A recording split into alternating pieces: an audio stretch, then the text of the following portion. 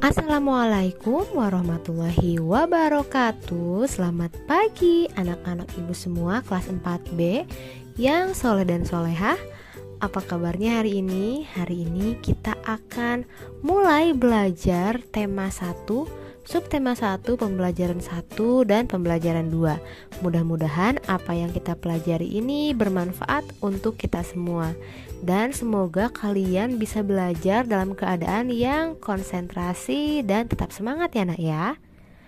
Nah anak-anak, kita akan masuk ke tema 1 yang berjudul Indahnya Kebersamaan. Di subtema 1 berjudul Keberagaman Budaya Bangsaku. Nah anak-anak, kira-kira apa yang kalian bayangkan ketika kalian mendengar kata kebersamaan? Tahukah kamu apakah kebersamaan itu? Anak-anak, kebersamaan bukan berarti kita harus selalu melakukan segala sesuatu bersama-sama. Kebersamaan itu adalah ikatan yang muncul antara kita dengan orang-orang di sekitar kita. Jadi, bukannya kita harus melakukan segala sesuatu bersama-sama ya nak ya, tapi kebersamaan itu adalah ikatan, rasa yang muncul ketika kita bersama dengan orang lain dan melakukan suatu hal. Nah anak-anak, apa itu keberagaman? Apakah kamu tahu apa itu keberagaman? Keberagaman itu artinya beragam. Apa sih yang beragam? Kita akan perhatikan ke pembelajaran 1. Nah anak-anak, pada pembelajaran 1 kalian akan mempelajari keberagaman budaya yang dimiliki bangsa Indonesia. Jadi budaya-budaya yang dimiliki oleh bangsa Indonesia ada beragam. Kira-kira apa aja ya? Anak-anak, sekarang mari kita baca teks berjudul Pawai Budaya. Sebelum itu, mari kita baca teks yang ada di atasnya. Di sini, Indonesia terdiri atas berbagai macam suku bangsa dan budaya, namun tetap dalam satu wadah Negara Kesatuan Republik Indonesia atau NKRI. Keberagaman tersebut merupakan anugerah dari Tuhan Yang Maha Esa. Kita wajib mensyukurinya. Nah anak-anak, sekarang kita akan baca teks berjudul Pawai Budaya. Silahkan kalian baca ya nak ya. Namun sebelum kalian baca, kita akan mengetahui dulu mana paragraf 1, mana paragraf 2, dan selanjutnya. Kalian bisa perhatikan ya nak ya, di sini dari mulai pawai budaya sangat menarik bagi warga Kampung Babakan sampai titik di sini. Kakek Udin pun terlihat sabar menanti. Itu adalah paragraf 1. Lalu dari kata terdengar suara gendang sampai terakhir sampai bawah di sini, budaya Maluku sangat unik dan menarik, itu adalah paragraf kedua. Tahu dari mana, Bu? Bisa kalian lihat di sini. Dari setelah paragraf 1 ke paragraf 2 itu ada jeda yang terlihat lebih besar dibanding jeda-jeda atau spasi-spasi yang lainnya. Nah, itu adalah tanda untuk memisahkan paragraf.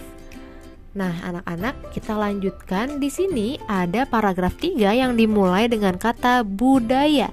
Budaya Bali terkenal. Nah, dari situ sampai titik di sini, sampai keping ini dipadukan, itu adalah paragraf 3. Lalu dari rombongan dari Bali diikuti oleh rombongan dari Toraja sampai titik di sini, sampai budaya Toraja sangat menarik untuk dipelajari, itu adalah paragraf keempat. Dan yang terakhir dari kata Udin dan teman-temannya sampai terakhir itu adalah paragraf kelima. Nah silahkan kalian baca. Boleh baca langsung dari video ini atau dari yang kalian lihat ini, atau boleh juga kalian baca berdasarkan buku elektronik yang sudah ibu bagikan kepada kalian kemarin. Nah, sekarang kita akan lanjutkan.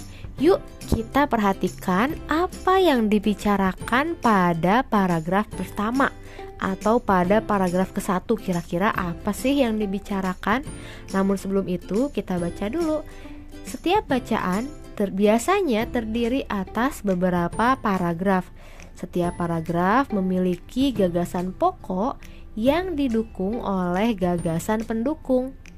Gagasan pokok adalah ide utama yang dibahas dalam suatu bacaan. Dapat berupa kalimat inti atau berupa pokok paragraf. Gagasan pendukung adalah uraian atau tambahan informasi untuk gagasan pokok. Jadi dalam sebuah paragraf pasti ada yang namanya gagasan utama dan ada yang namanya gagasan pendukung.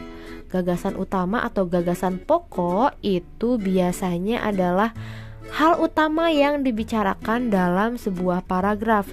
Sedangkan gagasan pendukung adalah kalimat-kalimat pendukung yang menceritakan ide pokoknya atau yang menceritakan gagasan pokoknya.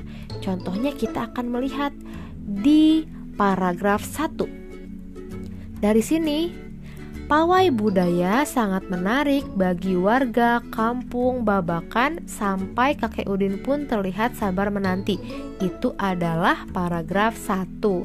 Nah, sekarang kita akan cari yang mana gagasan pokoknya dan yang mana gagasan pendukungnya. Anak-anak, perlu kita ketahui bahwa gagasan pokok biasanya terletak di awal kalimat. Nah, kebanyakan terletak di awal. Namun, terkadang ada juga gagasan pokok yang terletak di akhir kalimat. Namun, pada paragraf 1 ini gagasan pokoknya ada di awal kalimat. Yang mana gagasan pokoknya? Gagasan pokoknya adalah pawai budaya sangat menarik bagi warga kampung Babakan. Nah, gagasan pendukung adalah kalimat-kalimat yang mendukung pernyataan bahwa benar gak sih? Pawai budaya ini sangat menarik bagi warga kampung Babakan. Buktinya apa? Nah, dari situ. Jadi ada pendukungnya nih. Pendukungnya apa? Buktinya apa? Buktinya ini. Pawai ini selalu menampilkan keragaman budaya Indonesia. Udin dan teman-teman tidak pernah bosan menanti rombongan pawai lewat. Tahun ini mereka datang ke alun-alun untuk melihat pawai tersebut. Kakek Udin pun terlihat sabar menanti. Nah, sampai sini dari kalimat kedua dari pawai ini selalu menampilkan itu sampai terakhir kakek Udin pun terlihat sabar menanti, itu adalah gagasan pendukung. Kenapa disebut gagasan pendukung? Karena kalimat-kalimat ini mendukung ide utamanya, mendukung bahwa pawai budaya itu sangat menarik bagi warga kampung Babakan, dibuktikan dengan kalimat-kalimat di bawahnya. Nah, berarti sekarang kita hitung nih, kalau yang namanya gagasan pokok itu pasti ada 1. Jadi yang ini awal sampai titik itu adalah gagasan pokok. Sedangkan gagasan pendukungnya ada berapa kalimat? Nah, setiap kalimat itu diakhiri dengan tanda titik. Jadi kita bisa lihat tanda titiknya ada berapa nih di sini. Nah, pawai ini selalu menampilkan keragaman budaya Indonesia. 1. Udin dan teman-teman tidak pernah bosan menanti rombongan pawai lewat. 2. Tahun ini mereka datang ke alun-alun untuk melihat pawai tersebut. 3. Kakek Udin pun terlihat sabar menanti. 4. Nah, itu dia, berarti gagasan pendukungnya ada 4 ya nak ya. Sekarang kita lanjutkan terlebih dahulu. Nah, ini adalah tugas pertama kalian. Kalian harus mencari gagasan utama atau gagasan pokok pada paragraf 3. Kalau tadi kita sudah mengerjakan paragraf yang pertama atau paragraf 1, kalian silahkan cari gagasan utama atau gagasan pokok pada paragraf 3. Lalu dituliskan juga gagasan pendukungnya, ada apa saja. Silahkan ditulis dan dikerjakan di buku tulisnya masing-masing ya nak ya. Nah, anak-anak, berdasarkan teks yang sudah kita baca tadi mengenai pawai budaya, ternyata budaya Indonesia sangat beragam ya nak ya. Dari mulai budaya Bali, budaya Jawa, budaya Maluku, budaya Toraja. Semua tempat yang berbeda-beda pasti mempunyai budayanya masing-masing. Dan pasti ada ciri khasnya nih. Contohnya, ketika kita berbicara tentang Jakarta misalnya, pasti ciri khasnya adalah kalau Jakarta itu biasanya punya ondel-ondel.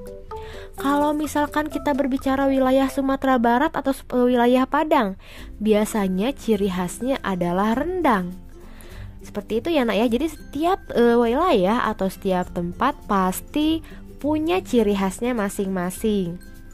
Nah, tugas 2 untuk kalian harus membuat tabel selebar buku kalian. Jadi dari awal sini sampai terakhir sini itu harus sepanjang buku kalian ya nak ya. Jadi selebar buku kalian.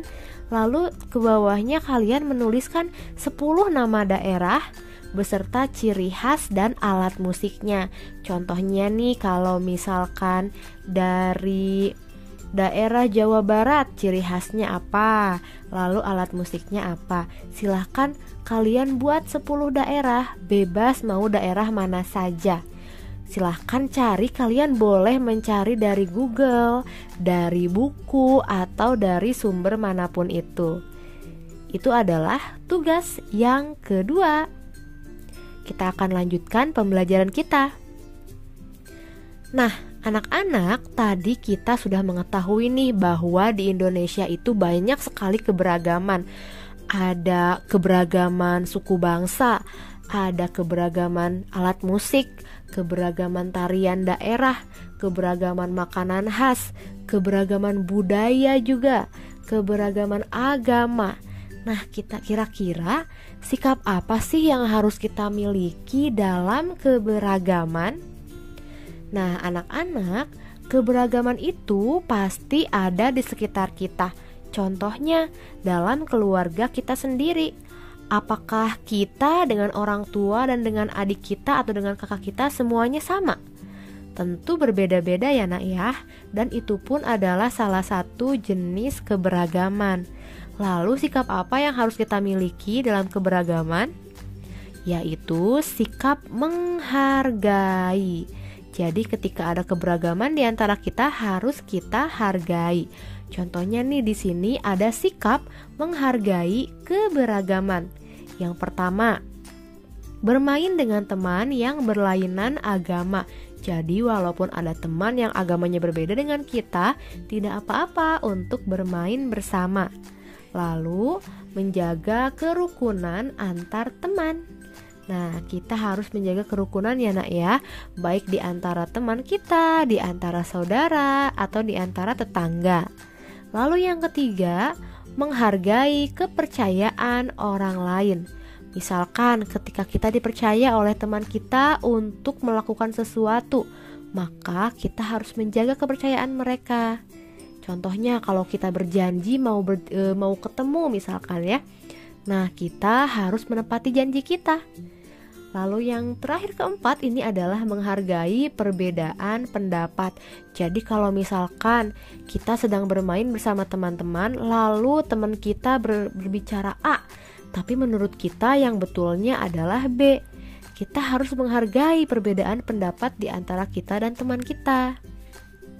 Nah, anak-anak, yang kedua, Ibu mohon maaf sebelumnya ya, di sini harusnya sikap tidak menghargai keberagaman. Di sini kurang kata tidak ya. Yang pertama nih, bermain hanya dengan teman yang satu suku bangsa. Jadi kalau misalkan kita nih bermain, kita orang Sunda, hanya mau bermain dengan orang Sunda. Nah, itu tidak boleh. Jadi dengan siapapun kita harus bisa menyesuaikan diri, harus bisa berbaur. Jadi tidak apa-apa untuk bermain. Misalkan ketika ada teman yang berasal dari Sumatera, dari Kalimantan, ataupun dari Papua, itu tidak apa-apa untuk bermain bersama. Lalu yang kedua, mengganggu teman yang sedang beribadah. Baik itu teman yang satu agama maupun yang berbeda agama, itu sangat dilarang untuk mengganggu yang sedang beribadah. Yang ketiga, bermusuhan dengan teman. Yang keempat, membeda-bedakan teman. Dan yang kelima, tidak menghormati adat istiadat orang lain. Itu adalah sikap tidak menghargai keberagaman. Kita lanjutkan ya nak ya. Nah anak-anak, tadi salah satu keberagaman yang ada di antara warga Indonesia, salah satunya adalah keberagaman alat musik. Nah alat musik yang ada di Indonesia itu sangat beragam. Ada angklung, ada saluang atau suling, ada kecapi, ada kendang, dan ada tifa. Dan semuanya itu dimainkannya dengan cara yang berbeda-beda. Bisa kita baca di sini ya. Selain kaya akan budaya, tarian, dan makanan khas, Indonesia juga kaya akan jenis alat musik. Berikut adalah contoh alat musik yang dimiliki oleh berbagai suku di Indonesia. Cara memainkannya pun berbeda-beda. Contohnya nih, kecapi yang berasal dari Jawa Barat ini dimainkan dengan cara dipetik. Angklung yang berasal dari Jawa Barat dimainkan dengan cara digoyangkan. Saluang yang berasal dari Sumatera Barat dengan cara ditiup.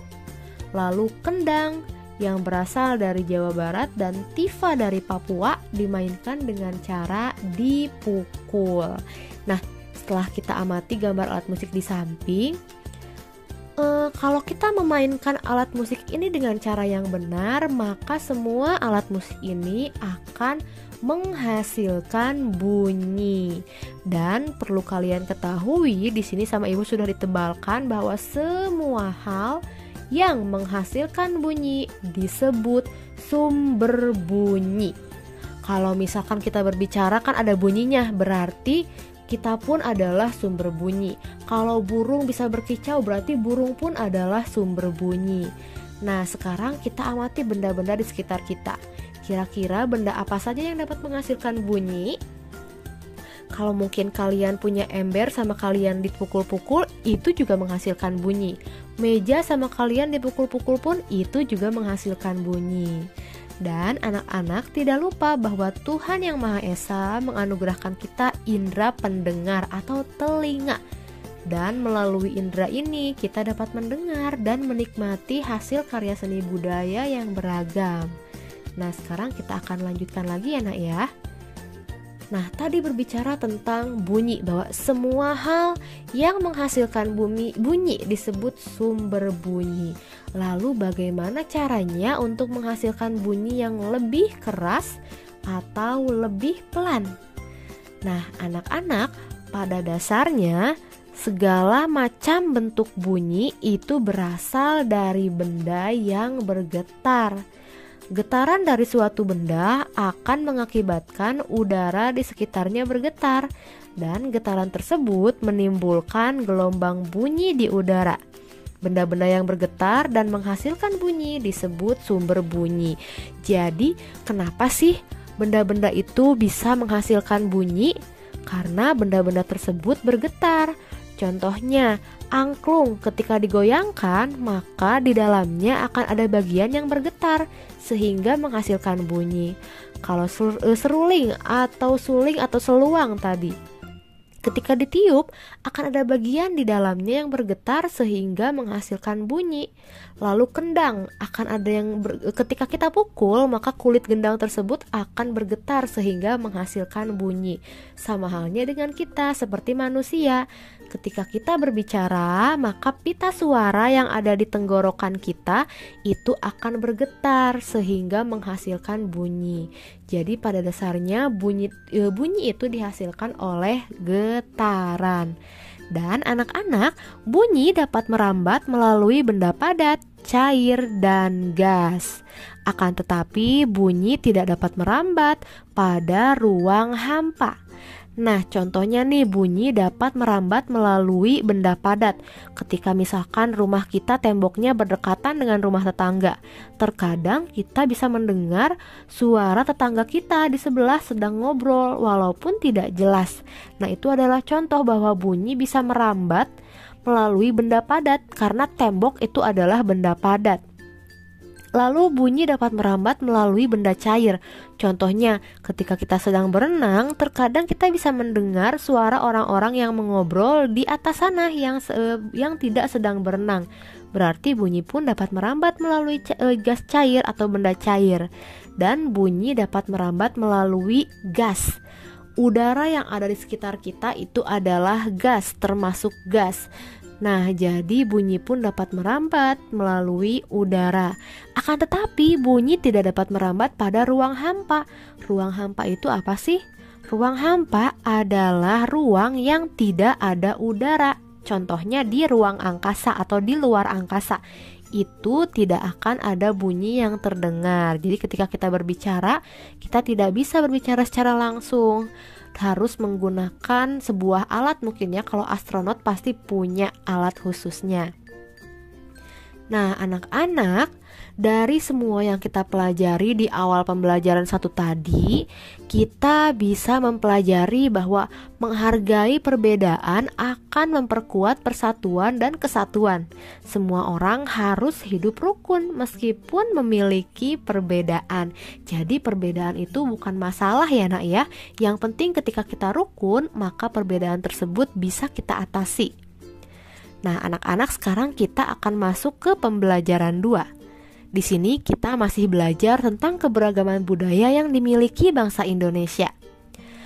Nah, anak-anak, bisa kalian lihat di sini ada Pak Sami, Pak Encep, Pak Made, Pak Udin, dan Pak Nur tinggal di Kampung Babakan. Mereka berasal dari suku yang berbeda-beda. Mereka juga punya makanan kesukaan yang berbeda-beda. Makanan kesukaan mereka adalah makanan khas dari daerahnya masing-masing. Dan mereka pun ahli dalam memainkan alat musik dari daerahnya masing-masing. Mereka menggunakan bahasa Indonesia sebagai bahasa sehari-hari. Namun, mereka masih menggunakan bahasa Indonesia dengan logat bahasa daerah mereka. Jadi misalkan kalau orang Sunda walaupun berbicara bahasa Indonesia terkadang masih ada logat Sundanya. Orang Jawa walaupun berbicara bahasa Indonesia tapi terkadang masih ada logat Jawanya. Lalu orang Papua kalaupun berbicara bahasa Indonesia tapi ada logat Papuanya. Nah, itu adalah ciri khas dari masing-masing daerah ya nak ya. Dan itu adalah suatu keunikan yang dimiliki oleh bangsa kita, namun tidak dimiliki loh oleh bangsa lain. Nah, anak-anak, sikap kerjasama atau sikap kebersamaan itu mencerminkan persatuan dan kesatuan atau Pancasila, sila ketiga.